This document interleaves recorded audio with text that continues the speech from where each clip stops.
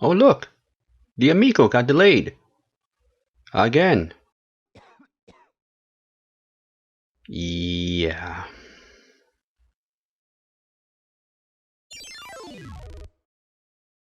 So the failure of the Amico launch, or the delay, if you will, it was foreseen from a while back by many in the industry. At this point, the sun coming up and the Amico being delayed, it should just go hand in hand. Which kind of makes me wonder why Tommy Tallarico didn't just drop an Intellivision Mini and kept it simple. I'm pretty sure it would have sold well. So for this video, I wanted to talk about another announcement that just recently dropped, and that is the Amiga 500 Mini. Now, you're gonna ask yourself, well, what does one have to do with the other? Not really much, or if anything at all, but I wanted to touch on it because I think that this news is gonna go largely unheard of just because of the whole Amico fiasco, if you will. Now, for those of you out there wondering, what is an Amiga? It's actually a computer that was released back in the 1985, actually, to be exact. Aren't you astronauts? Yes, ma'am. We like to compare notes with Stevie on the new space station. Hi! Hey. We're the Pointer Sisters. We need Stevie's help with our new album. The Amiga computer. What can it do? Well, what do you want it to do? I need some more help. Mr. O'Neill! Upstairs first door on the left. Can you hear me? Can you hear me? Amiga from Commodore, the computer for the creative mind. Now, there were 8 models released through the years until the last one in late 1992, and that was the 500, 500 Plus, 600, 1000, 1200, 2000, 3000, and the 4000 model. On a little interesting side note, 2 former designers and a manager from Amiga would go on to design and create the handheld system that would ultimately become the Atari Lynx, but that's a story for another time. Now, the Amiga computer was way ahead of its time back in the mid-80s. It had an amazing operating system that was years beyond what other operating systems were doing at that time. Now, many Amiga owners and aficionados would tell you that the Amiga was a true multitasking powerhouse of a computer for that time. But it ultimately failed in the marketplace due to the prices of PCs going down and bad marketing, and the fact that it was mostly seen as a gaming machine and not an all-around workhorse capable of photo editing, video editing, and even music editing, to name a few. It did do better in Europe though than it did here in the United States. Now, I'm not going to go into the details for all the Amiga models because that alone could take up, a video or 10.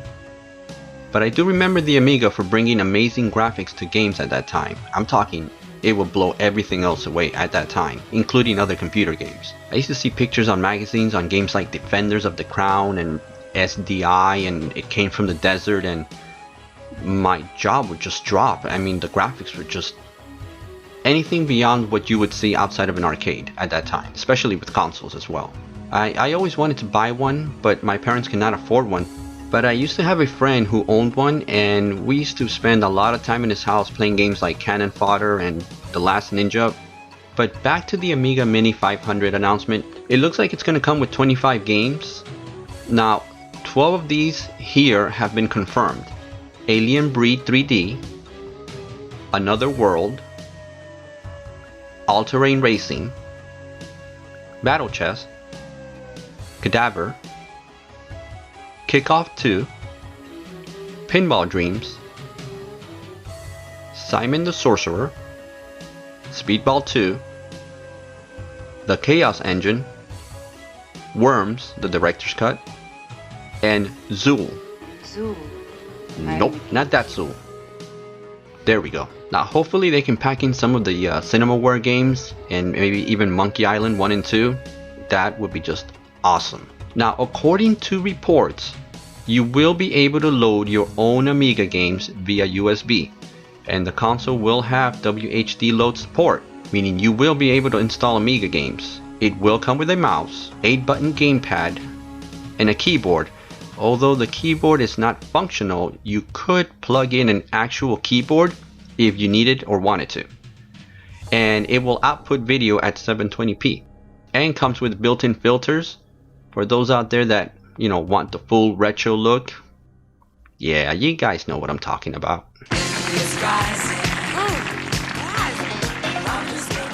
Jonathan and Billy are wearing the regular guy leisure look for fall.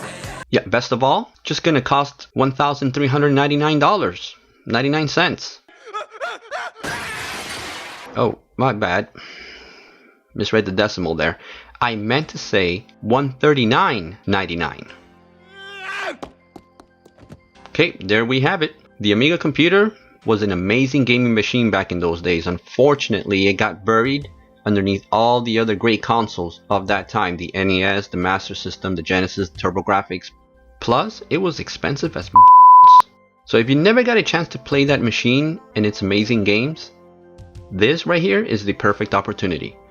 It's not that expensive, and the ability to install more games from just a USB drive alone is like icing on the cake.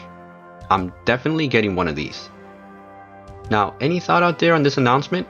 Let me know. If you like this video, please subscribe, and as always, until next video, take care of yourselves. Look at that suit! Have you seen the suit? And now